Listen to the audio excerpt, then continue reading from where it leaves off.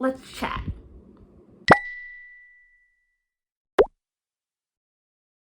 All right.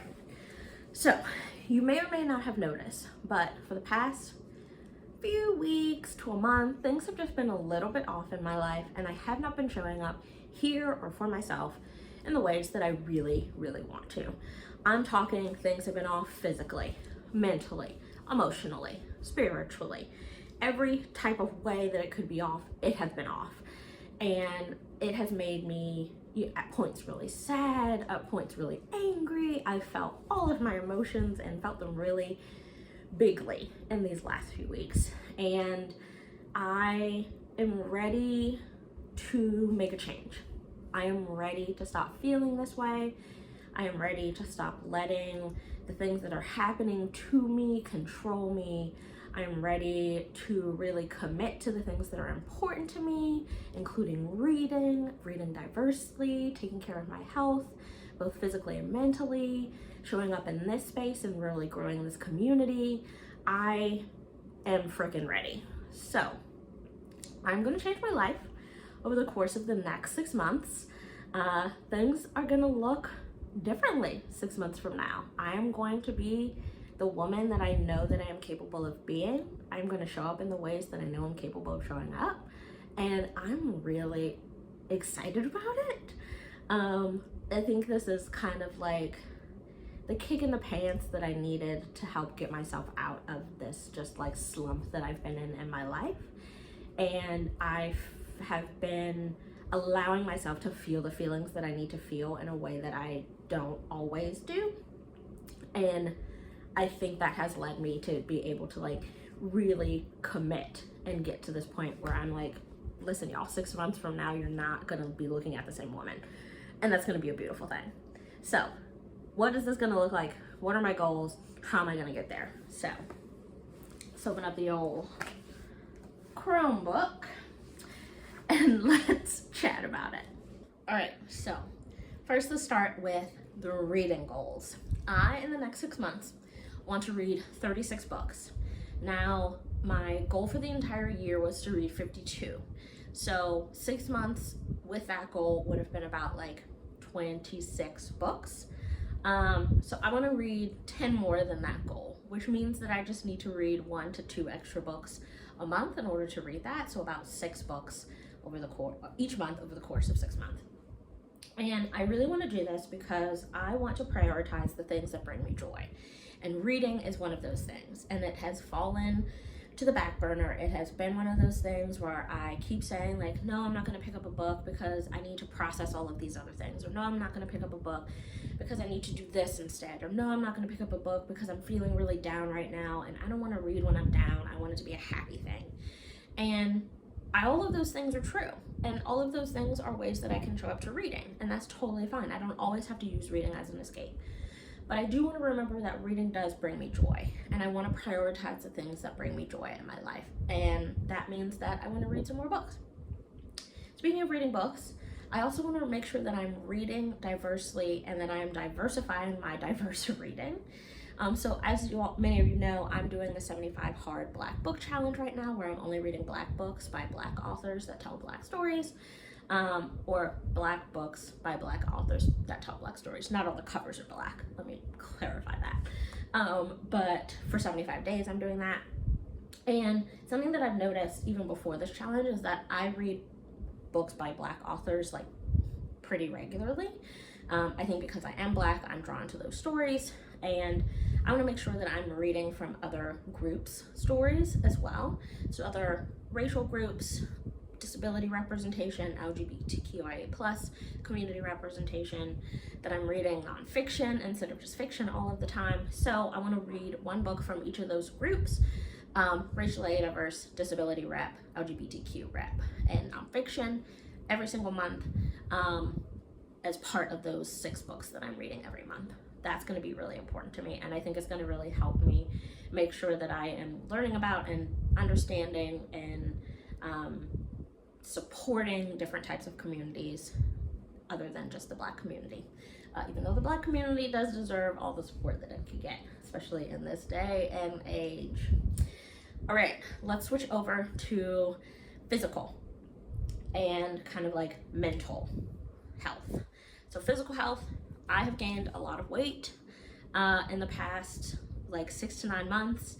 I think that some of it has been the medication that I have been on, which I am now coming off of, which I also think has contributed to a lot of the like just stress and overwhelm that I felt in the last couple of months. But I'm starting to get to the other side of like essentially a withdrawal from that medication. So I'm really hoping that, you know, my mood starts to balance itself out and feel a little bit better, and that I can get my weight down a little bit to a space that feels more comfortable for my body. Like, I am not one of those people that is like, skinny is the only way to exist. Like, no.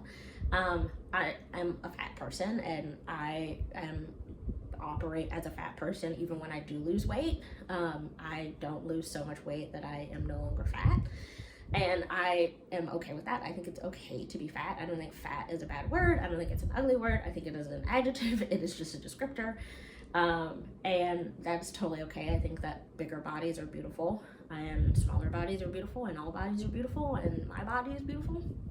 But my weight is getting in the way of me being able to do the things that I want to be able to do. It is getting in the way of my health, and that deserves being addressed. So I want to lose 50 pounds over the next 6 months. I want to feel confident both in my body and in my mind and in who I am. And then I also want to feel grounded. So this, I think, has a lot to do with my like mental and emotional and spiritual well-being. But I really want to feel present in my body. I want to feel present with myself.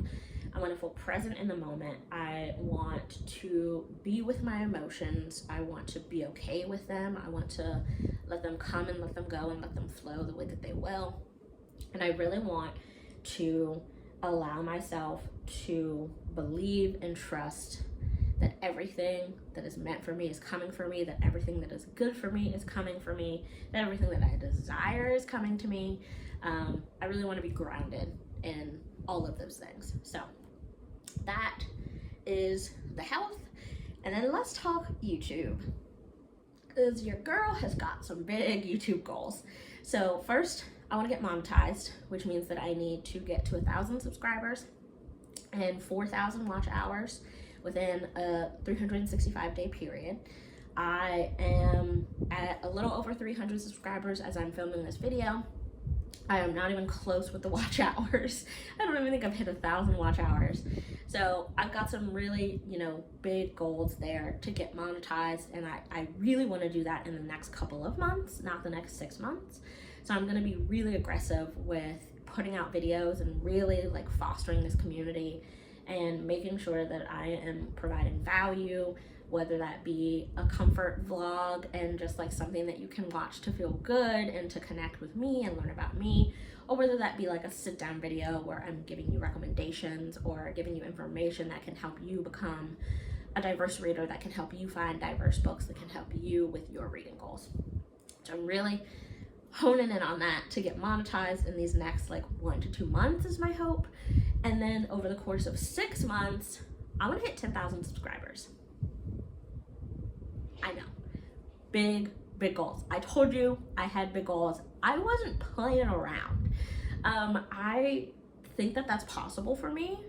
I think that with increasing my videos from 2 weeks to 2 times a week to 3 times a week, I think that with really using the community tab, I think that with really interacting and engaging with other creators, I think that by believing that it's possible and taking action around that belief, that I can manifest that is happening, that I can make that happen.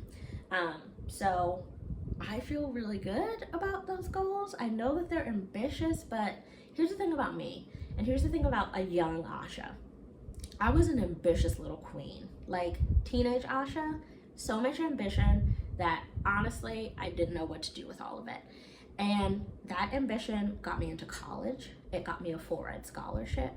It got me in spaces that I didn't think that I would ever be in. It got me a level of confidence that, like, while I didn't know what to do with it at the time because I was 18 and like what 18-year-old knows what to like do with themselves, it was a beautiful thing. Like, I know that when I am ambitious, I am at my best. And so I am channeling teenage Asha, and I am going to be ambitious in these next 6 months. And I think that it is going to be really great for me. So I'm excited about it. I hope you come along for the ride. I will do check-ins on these goals when I do my monthly wrap-ups.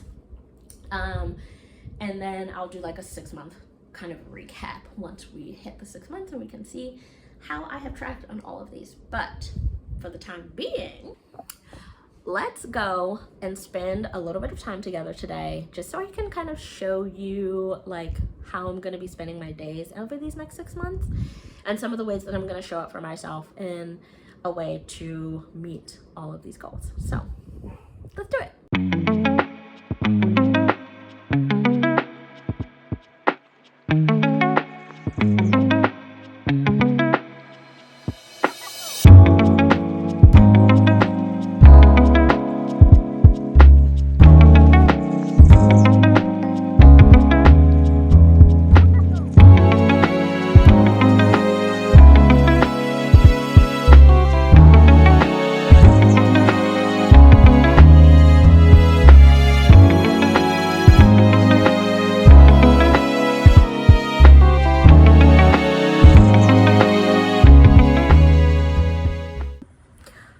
Hello, I just finished 7 Days in June by Tia Williams, and I think I am a second chance girly now. I just love it so very much. It is just such a beautiful story to me to have two people meet in their lives who are right for each other, but it's just the wrong time or the wrong circumstances or the wrong situation, who find their way back to each other. I think it is just a beautiful, beautiful story, and I think that this story was hard for me to get into at the very beginning.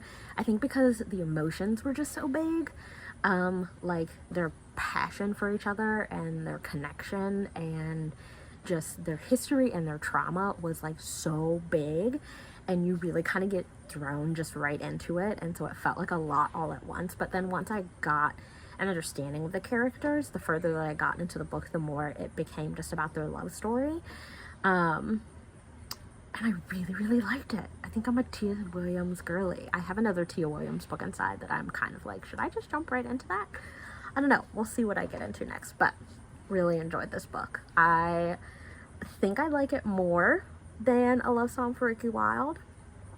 I liked the magical realism in A Love Song for Ricky Wilde, but I think I liked just the realism of 7 Days in June a little bit more. And I think I like 7 Days in June because a lot of the story, like about the mother-daughter relationship, about pain, about like past traumas, about second chance, just kind of reminds me of my life, and I love seeing myself in characters in books, so it has a special place in my heart, that's for sure. All right, I think the next thing I will get up to is going to a little bit of a massage. I love to get massages when I am entering new phases of life. Something about it just is like a release of all of the past and making room for the future and for the new present. So excited about that. Then I think I'm gonna have a little lunch, and then I think I'm gonna wrap up this vlog. I am really excited about this next phase of my life. I'm excited to bring you along with me on it. I hope that you're excited too. I hope that you enjoyed your time here, and that I will see you in the next video. All right, bye.